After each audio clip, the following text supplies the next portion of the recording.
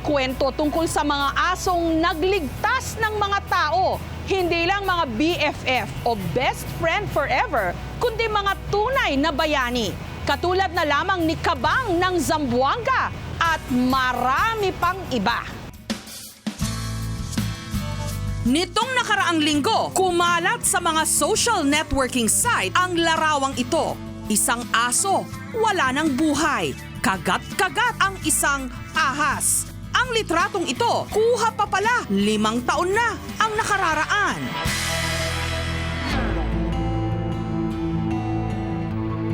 Pebrero 2007, tanging ang apo na si Victoria at ang alagang aso na si Chief ang kasama sa bahay ni Lola Liberata sa Cagayan de Oro. Nung lusubin sila ng isang malaking ahas. Ano ko pag-ayo ba anak niya?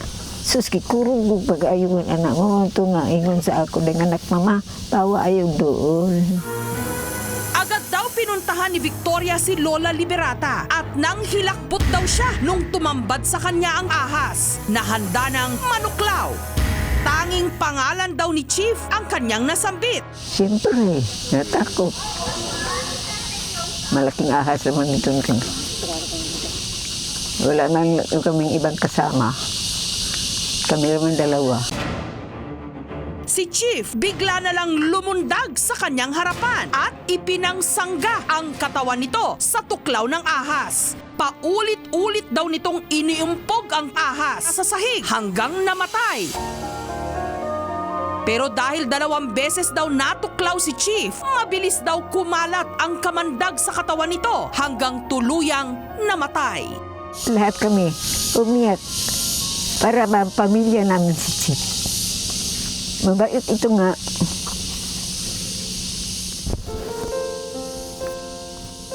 Pagdating sa mga bata gikan sa eskwela, lahat sila ay umiyak.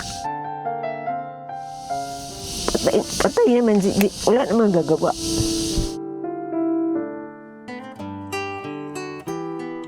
Ang kabayanihang ito ni Chief naging headline sa dyaryo.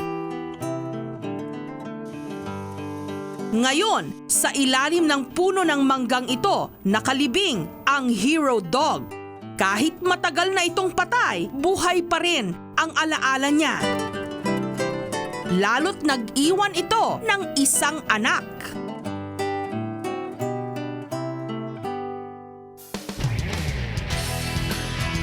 Normal daw nakakitaan ng kabayanihan at pagmamalasakit ang ilang mga hayop. Lalo na kung domesticated ang mga ito o yung inalagaan. Mahalin mo yung aso mo, in return, mamahalin ka rin yan.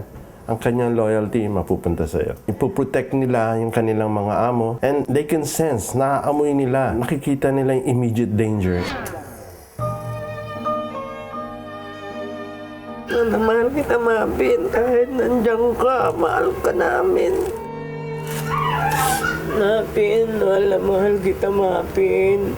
Alam ko, binabantayan mo pa rin kami. Dahil sa iyo, eto kami. Kahit ilang buwan na ang nakalilipas, umiiyak pa rin si Aling Nesitas dahil sa pagkamatay ng kanyang alagang asong si Mapin noon lamang Disyembre. Maghahating gabi raw noong December 12, 2010 nung gisingin siya ni Mapin. Nagtataka raw siya nung umupo ito sa harap ng bentilador ng kanyang may sakit na asawa. Tapos nung sinabihan ko, Mapin, bakit di ka pa nagwiwi? Akala ko ba kaya ka nagyayaya dito sa baba, magwiwiwi ka? Ba't ngayon nandiyan ka sa electric pan? Alam mo ang ginawa niya sa akin, nilingon niya ako. Tinanong ko ulit siya, Mapin, ano ba? Bakit hindi ka pa rin umaalis dyan? Kanina ka pa dyan, nung ginagawa mo dyan sa electric pan. Tinitigan niya uli ako na parang nangungusap ang mga mata niya sa akin, na parang may ibig sabihin.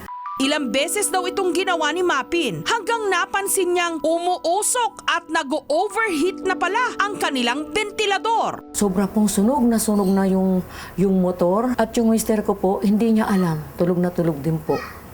So ang ginawa ko po sa aso ko, niyakap po ng mahigpit na mahigpit at halos maiyak ako sa sobrang tuwa sa kanya. Sabi ko, Mapin, salamat ha. Wala ka pang 2 araw na operahan. Eto, niligtas mo kami. Buong bahay ko, niligtas mo kami. Minsan na rin daw na iligtas ni Mapin ang buhay ng bunsong anak ni Aling Nesitas na si Arnold. It happened last year. Nag-school, pagod, stress, walang tulog. Then pagdating namin dito, nakatulog ako agad. As in tulog. Madaling araw daw nung naalimpungatan si Arnold na dinidila-dilaan siya ni Mapin sa mukha. Hanggang nakaramdam raw siya ng paninikip ng dibdib at hirap sa paghinga. Hindi ko, gumagano na ako. Hindi ko na alam kung anong gagawin ko. Kaya kinato yung kapatid ko sa taas. Sabi ko, hindi ako makahinga. Pumunta tayo ng hospital. Umakyat yung acid sa sa dibdib. Nagkaroon ako ng heartburn. Mala-telenovela nga ang pakikipagsapalaran ng asong si Mapin. Pero sinong mag-aakalang ang makulay niyang buhay? Matatapos lang pala noong nalaglag ito sa hagdan. 7 beses pa raw na-revive si Mapin at nagpabalik-balik sa ospital. Ngunit hindi na nito kinaya ang hirap at tuluyan nang namatay. Dahil po kay Mapin sa kanya pong kabayanihan, eto po kami ngayon, buhay na buhay. Dahil kung wala si Mapin, hindi ko alam kung nasaan kami ngayon. Pero hindi raw tuluyang nalayo sa kanila si Mapin. Ipinagpagawa nila ito ng libingan sa tabi mismo ng kanilang bahay.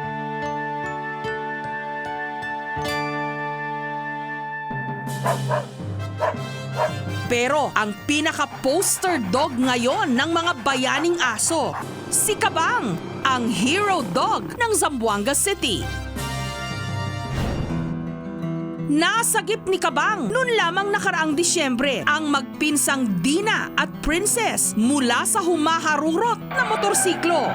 Dahilan naman para sumalpok ang mukha ni Kabang sa umiikot pang gulong ng motorsiklo, kaya nawasak ang kalahati nito. Hindi raw inakala ni Mang Rudy na magkakaroon siya ng malaking utang na loob sa asong napulot lang niya sa tabi ng sapa at inalagaan para pulutanin sana. Marami ng veterinaryo ang nag-alok ng tulong kay Kabang pero hindi raw basta-basta maibabalik ang nasira nitong mukha. Ginagamot na lang muna ang kanyang mga sugat. Ni minsan, hindi raw sumagi sa isip ni Mang Rudy na ipa-euthanasia o mercy killing na lamang ang aso. Ito lang kuan ko, aso ko papatayin nila. Mas buti pa ako lang patayin nila. Bukod sa gamot at dog food na ipinapadala ng kanyang fans, may nag-donate rin ng pera para sa pagpapaayos ng kanyang mukha. Ngunit matagal-tagal pa ang aantayin kung isasailalim siya sa reconstructive surgery. Dahil ang kumakalat na balita ngayon, si Kabang nagdadalang tao, nagdadalang aso. Kasi yung tutoy niya, pati yung kuan niya, may gatas na oh. May gatas? Oh, may gatas oh. We don't have ultrasound here that's strong enough, with a probe that's strong enough to check if she's pregnant or not. And it's too early also for us to do an x-ray. Pero hindi pa man kumpirmado kung talagang positive si Kabang, nakapila na raw ang mga gustong humingi ng kanyang mga anak. Si Kabang ay isang napakagandang aso at isang hero. Ay, hindi ko binta. Hingin lang, ibigay ko, pero ibibili. Hindi ko kabili. Minsan may nagsabi, sawi raw ang bayang laging naghahanap ng mga bayani. Pero tayo, talaga namang napakaswerte. Dahil kasama na pala natin ang ilan sa kanila sa ating mga tahanan at kalsada. Tunay namang hero ko si Bantay.